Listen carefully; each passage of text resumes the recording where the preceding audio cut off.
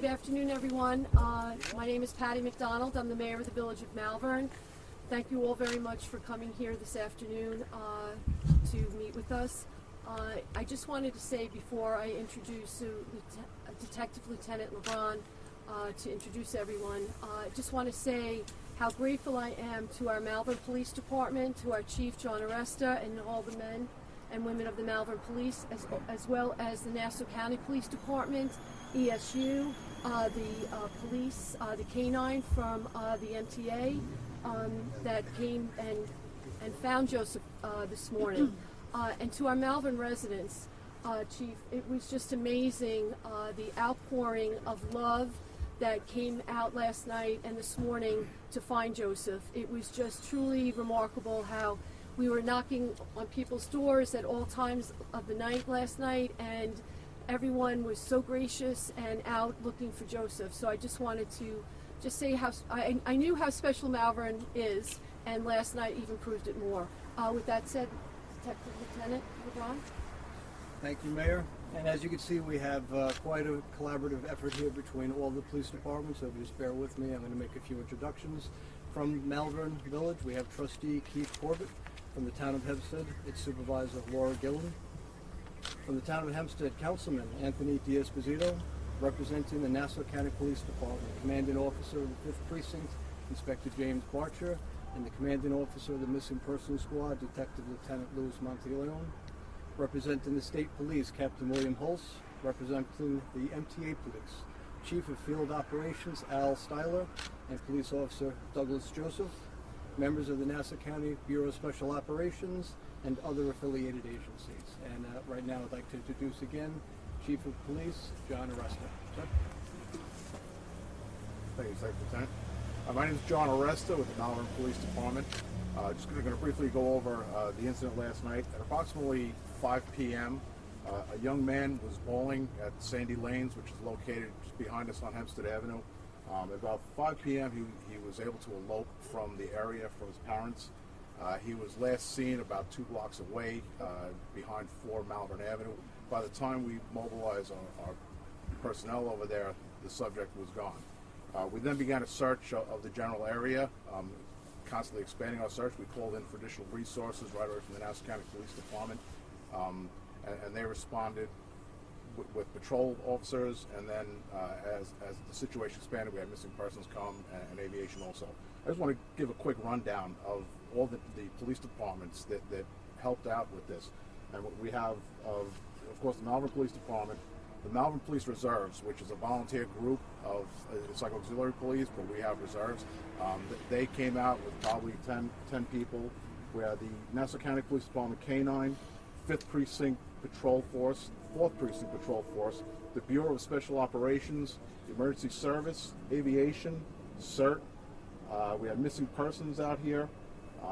And we also had the New York State Police were notified with us, Hempstead Police were with us, and the MTA Police. We also, once we realized that it was going to be a prolonged operation, we then went to our fire departments, and our fire departments couldn't wait to do anything. We decided to go to a grid search.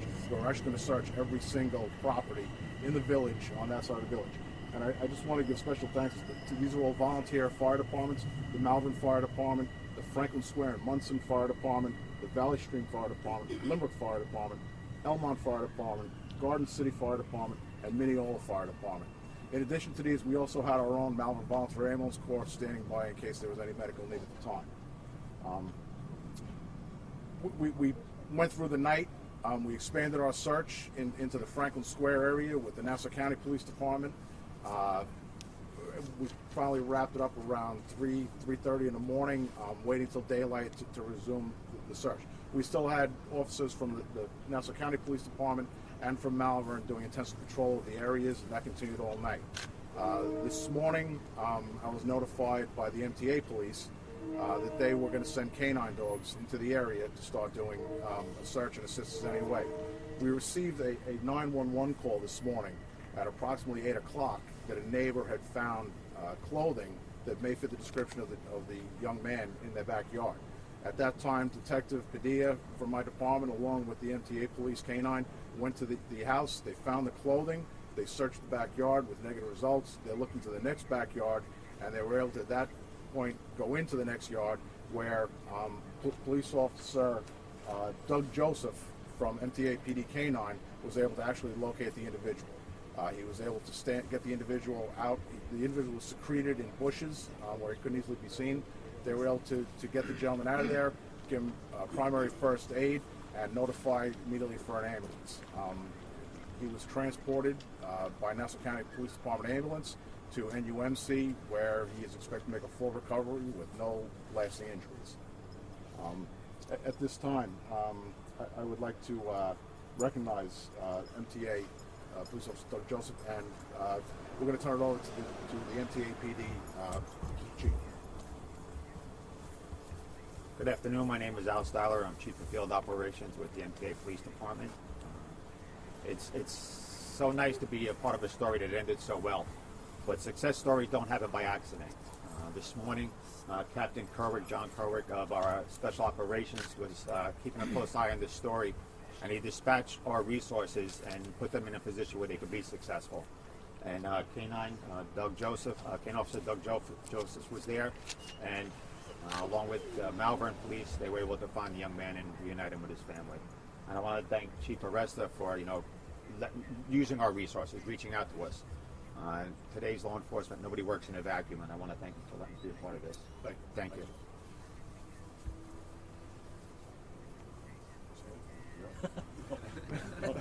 Great to be here. Thanks for calling us. Thank you.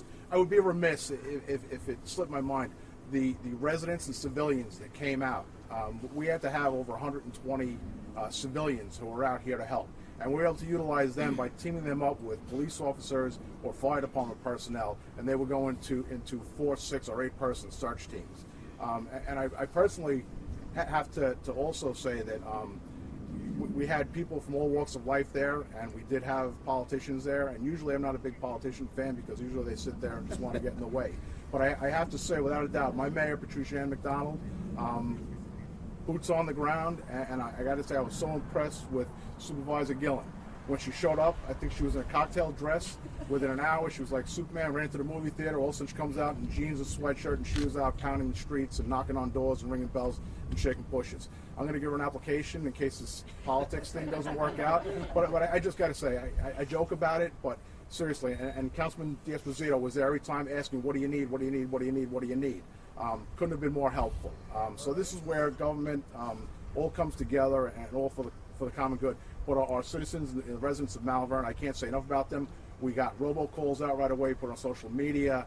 I did Nixle alerts, and that's what kind of got us to where we are today.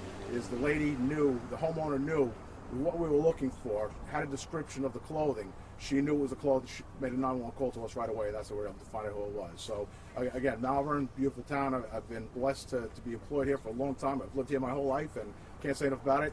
I thank everybody for coming out today, and thank you very much. Thank you very much. Thank you. What can you tell us about Barbella's physical condition? He's in excellent condition. He's going to be released from the hospital. He's not going to be admitted. He's in very good shape. Did he suffer from hypothermia? Was he treated for that? He was not. He did not have hypothermia. He's, like I said, a remarkable young man. Very strong and healthy, and I walked into the hospital room and had a big smile on his face. Chief, Okay, what did the thank you. family express to you as far as being grateful for, this is obviously very traumatic for them. Extreme gratitude.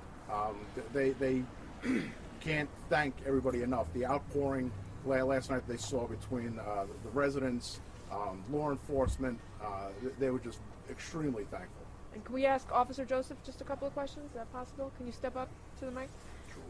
All right. So just if you could just explain where he was found exactly and what he was doing when he was found. Yeah, as the chief said, we're real fortunate to get the call from the homeowner, which let Malverne police roll further into action and respond to that scene. And then they knew they had the resource available, so they called us. We got there. We had been working all morning in and out of the truck with the dogs on the right-of-ways at the station, etc. So we got there, my team, Officer Jason Wharton, Sergeant Paul Frucci, and we were working together, deciding what our strategy was going to be, and this is what we do at a scene. And as we were doing our initial survey, I just happened to be the one that poked my head over a fence and saw him.